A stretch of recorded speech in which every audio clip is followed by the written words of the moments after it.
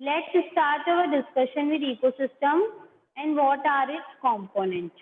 Okay, तो सबसे पहले हम देखते हैं इकोसिस्टम क्या होता है। ठीक, तो इकोसिस्टम की जब हम बात करते हैं तो इकोसिस्टम यानी हमारा पूरा जो इकोलॉजिकल सिस्टम है, जिसमें हम पूरे एनवायरनमेंट की स्टडी करते हैं, इकोलॉजी बोलते हैं उसको, जिसमें उसके एबायोटिक और बायोटिक कंपोनेंट्स आते हैं। वो सभी कंपोनेंट्स मिलके इकोलॉजी बनाते हैं और उस पूरे सिस्टम की स्टडी को हम इकोसिस्टम कहते हैं, जिसमें हम सारे सिस्टम्स की स्टडी करेंगे। चाहे हमारा एक्वेटिक इकोसिस्टम है, पॉन्ड इकोसिस्टम है, टेरेस्ट्रियल इकोसिस्टम है, यानी जो लाइफ साइकिल जमीन पे चलती हैं उनको हम टेरेस्ट्रियल इकोसिस्टम कहेंगे। पानी में जो चलती हैं एक्वेटिक इकोसिस्टम, और अगर हम पानी की बात करते हैं एक्वेटिक इकोसिस्टम, ठीक है, और हमारी टेरेस्ट्रियल इकोसिस्टम यानी जो जमीन पे चलता है। तो यानी इन सभी इकोसिस्टम्स की हम यहाँ पे बात करेंगे। तो देखेंगे हम आगे। देखिए, ऑल ऑर्गेनिज्म जैसे कि प्लांट्स, एनिमल्स या माइक्रो ऑर्गेनिज्म और human beings as well as the physical surrounding, ये सब इंटरेक्ट करते हैं एक दूसरे के साथ और मेंटेन करते हैं बैलेंस। नेचर में किस तरीके से बैलेंस बनता है।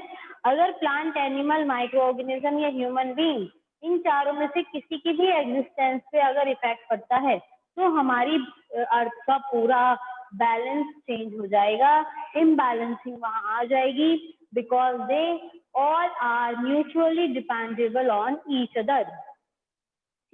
All the interacting organism in an area together with the non-living constituents, यानी जितने भी living organism non living constituents के साथ इंटरेक्ट करते हैं एनवायरनमेंट में, वो एक इकोसिस्टम बनाते हैं।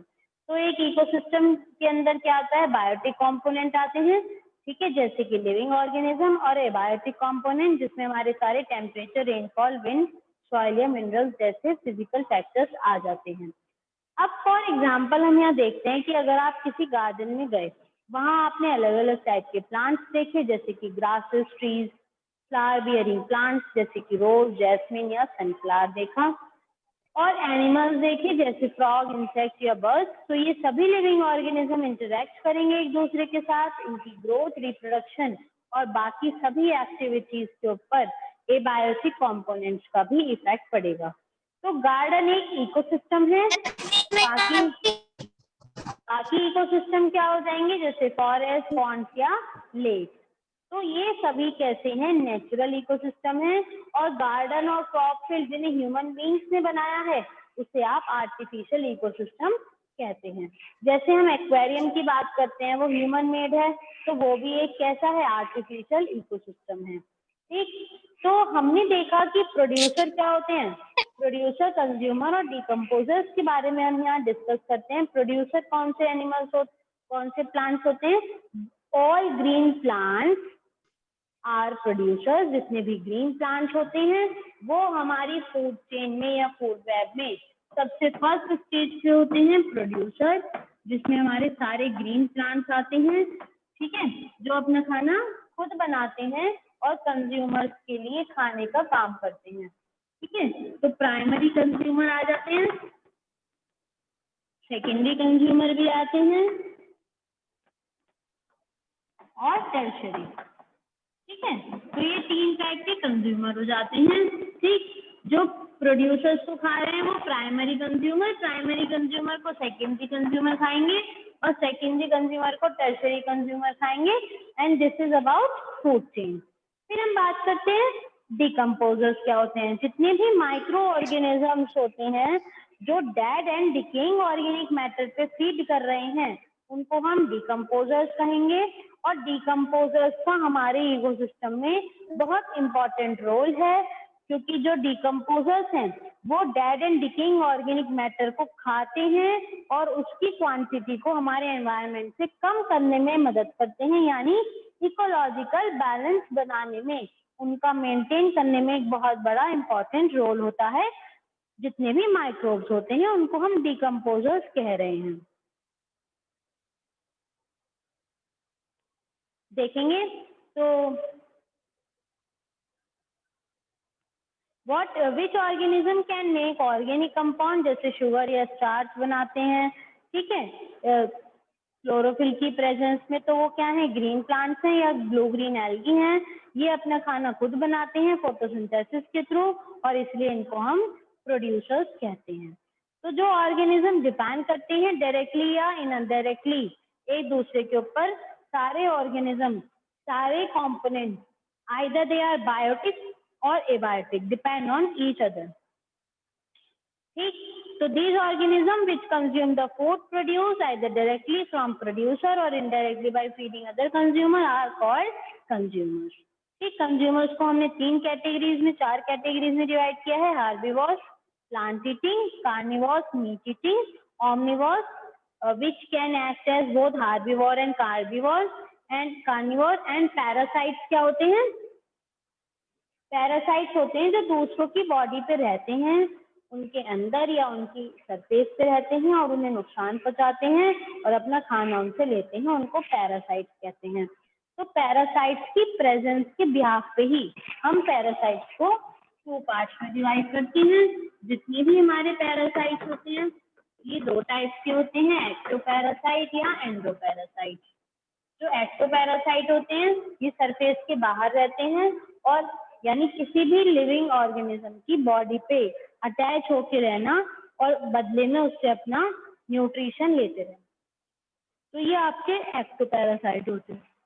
और जो एंडोपैरासाइट होते हैं, तो एंडोपैरासाइट क्या होते हैं, जो बॉडी के अंदर रहते हैं, जैसे इकोलाई रहता है, इंटेस्टाइन में रहता है, या कोई भी हार्मफुल माइक्रोब जो हमारी भी बॉडी के अंदर जाके और हमें नुकसान पहुंचाते हैं, उनको आप एक्टोपैरासाइट कहते हैं।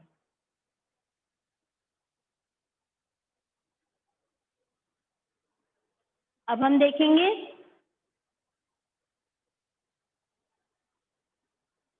देखिए, इमेजिन द सिचुएशन, एक आप सिचुएशन इमेजिन कीजिए, आपने अपना एक्वेरियम साफ नहीं किया और वहाँ पे कुछ मछली और कुछ पेड़ पौधे मरे हुए हैं, तो क्या सोचेंगे आप, जितने भी माइक्रो ऑर्गेनिजम्स हैं, बैक्टीरिया हैं, फंजाई हैं, वो उस सड़ी गली चीजों को खाएंगे, उनका वेस्ट प्रोडक्ट छोड़ देंगे।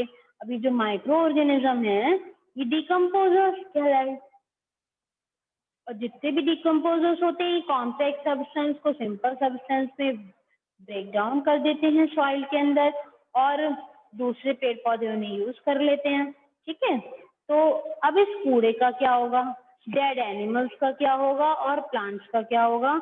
अगर माइक्रोब्स नहीं होंगे तो आप सोच सकते हैं कि इसी तरीके से अगर हमारे एनवायरनमेंट में भी डिकेइंग नहीं होगी, जो डेड मैटर है, ऑर्गेनिक मैटर है, उसकी डिकेइंग कितनी इंपॉर्टेंट है। ठीक है, इमेजिन किया हमने कि अगर हमारे आसपास कोई लिविंग एक्वेटिक इकोसिस्टम है और उसमें से जितने भी डेड प्लांट्स हैं, डेड एनिमल्स हैं, उनका ब्रेकडाउन नहीं हो रहा है, तो सोचिए क्या होगा, उनकी क्वांटिटी कितनी ज्यादा बढ़ जाएगी डेड बॉडीज की, और डेड बॉडीज की क्वांटिटीज बढ़ने का मतलब है पॉइजनस मटेरियल बहुत ज्यादा बन जाएगा और बाकी सारा एक्वेटिक इकोसिस्टम जो है वो डिस्ट्रॉय हो जाएगा अगर उनकी डिकेइंग नहीं होगी। तो डिकेइंग बहुत इंपॉर्टेंट है, डिकम्पोजर्स का अपने आप में बहुत ही इंपॉर्टेंट रोल है।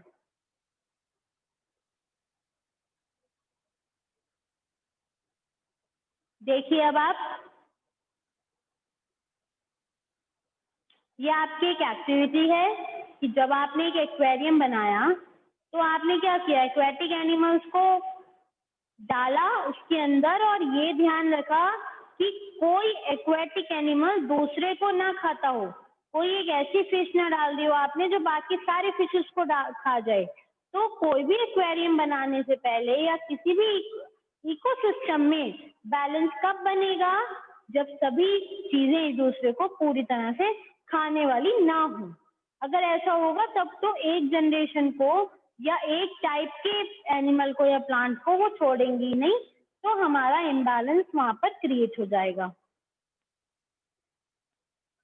ठीक है, तो अब आती है हमारी food chains and food webs. अब आप यहाँ ध्यान से देखेंगे, फूड चेन्स फॉरेस्ट में, ग्रासलैंड में और पॉन्ड में। फॉरेस्ट में हम देखेंगे ट्रीज हैं, ट्रीज को डियर ने खाया और डियर को लायन या टाइगर ने खाया। ठीक है, फिर आप देखेंगे ग्रासलैंड में, यानी मैदानों में जो घास होती हैं उनको टिड्डे खाते हैं, ग्रासहोपर को फ्रॉग, फ्रॉग को स्नेक और स्नेक को वल्चर खा लेता है। तो ये एक फूड चेन हो गई। अब पॉन्ड पानी में बात करते हैं, एक्वाटिक एनिमल्स हैं, उसको क्रैब ने खाया, क्रैब को फिश ने खाया और फिश को किसी भी जैसे ये स्वान वगैरह होते हैं इन्होंने खाया। तो ये क्या होगी, 3 टाइप की आपकी फूड चेन दिखाई गई है यहाँ, फॉरेस्ट, ग्रासलैंड और पॉन्ड से रिलेटेड। तो आप सबसे ज्यादा ध्यान से ये चीज देखेंगे, एनर्जी ट्रांसमिशन इनडायरेक्टली या डायरेक्टली हम लोग सनलाइट को इनटेक करते हैं। जब हम धूप में जाते हैं तो हमारी बॉडी में सनलाइट आ जाती है, हमें मतलब विटामिन डी, हम कहते हैं ना कि धूप में जाओ विटामिन डी खाओ, ऐसे नहीं होता कि हमें धूप से विटामिन डी मिलता नहीं है, हमारी बॉडी में सनलाइट से विटामिन डी बनता है। ठीक है, धूप में बैठने से विटामिन डी कंपोनेंट्स यानी केमिकल रिएक्शंस के थ्रू वो बनते हैं। तो अब जितने भी प्लांट्स हैं या जितने भी अदर एनिमल्स हैं, वो सभी, उन सभी के अंदर विटामिन डी कंपोनेंट है। प्लांट्स तो धूप में ही, सनलाइट में रहते हैं। तो हमने क्या किया, जो सनलाइट की हेल्प से प्लांट्स ने अपना खाना बनाया और हमने उन प्लांट्स को खाया, तो इनडायरेक्टली हमारे अंदर सनलाइट कंपोनेंट भी पहुंचा और डायरेक्टली एटमॉस्फेयर से सन रेज से भी पहुंचा। यानी हम सभी डायरेक्टली और इनडायरेक्टली बहुत ज्यादा पूरी तरह से सनलाइट पे डिपेंडेबल होते हैं। ठीक है, जितनी भी हमारी फूड चेन होती हैं वो सभी प्रोड्यूसर्स से शुरू होती हैं, वो भी किस पे डिपेंड होती हैं, सनलाइट पे डिपेंडेबल होती हैं। तो सनलाइट की जो प्रेजेंस है वो प्रोड्यूसर्स के लिए बहुत इंपॉर्टेंट है।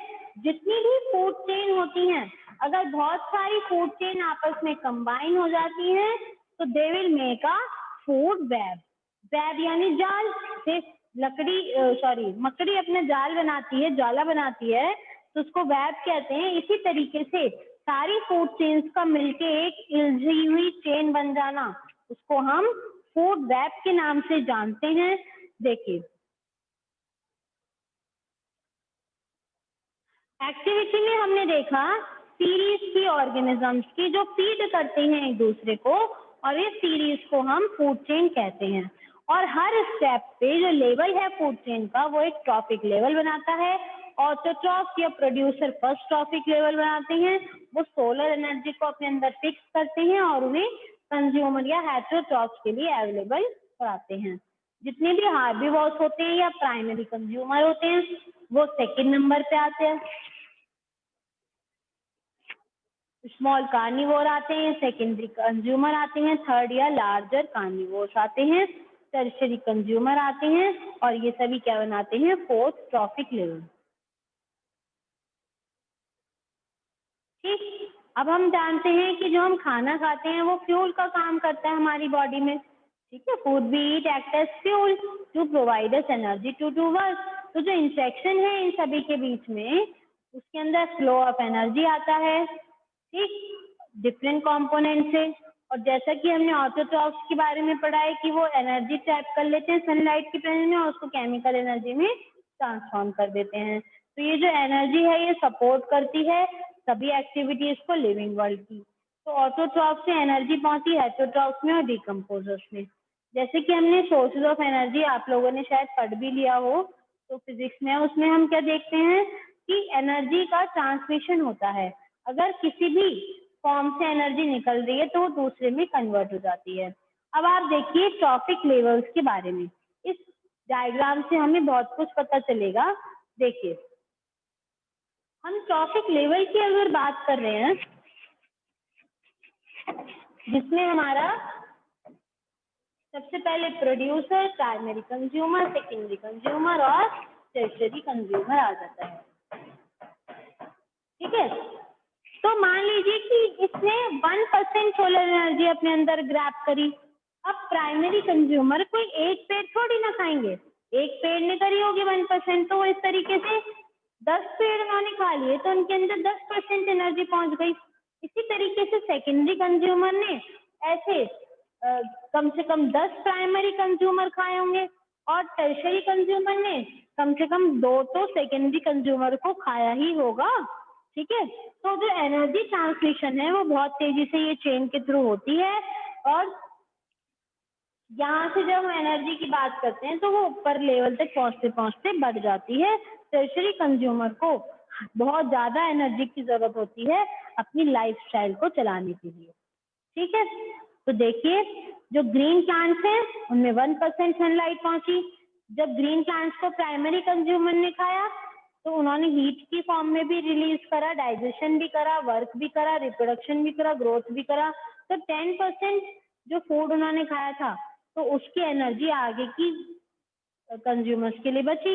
अब उन्होंने भी इसी तरीके से उसको खा लिया और आगे की फूड चेन में वो पहुंचा दी। तो यहाँ आप देख सकते हैं फूड वेब दिख रहा है, ठीक। इस ग्राफ ये सारे क्या है, प्रोड्यूसर्स। इन प्रोड्यूसर्स के ऊपर ये सारे प्राइमरी, सेकेंडरी और टर्शरी कंज्यूमर डिपेंड करते हैं, और सभी का टर्शरी कंज्यूमर लगभग क्या है, लॉयन या टाइगर है, ठीक है। तो डायरेक्टली और इनडायरेक्टली डिपेंड कर रहे हैं सभी प्लांट्स के ऊपर। तो ये होता है फूड वेब।